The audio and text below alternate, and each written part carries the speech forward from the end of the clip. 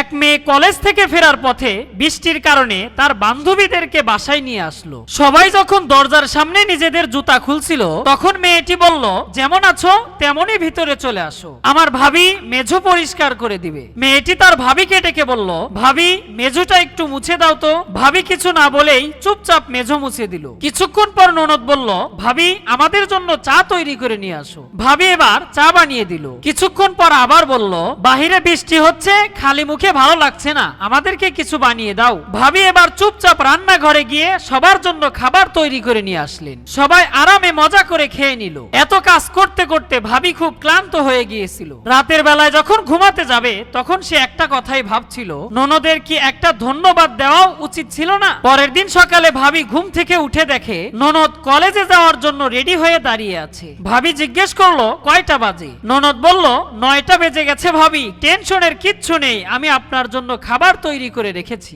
আপনি ক্লান্ত থাকার কারণে আমি আপনাকে ডাক দেইনি। ভাবি এবার খাবার টেবিলে গিয়ে দেখলো এক পাশে নাস্তা আর এক পাশে একটা চিঠি। সেই চিঠিতে লেখা ছিল, থ্যাংক ইউ ভাবি, আপনি অনেক অনেক ভালো। ভাবি এবার খুশি হয়ে মনে মনে ভাবতে লাগলো, সম্পর্কের মধ্যে ভালোবাসার পাশাপাশি সম্মানটাও অনেক জরুরি।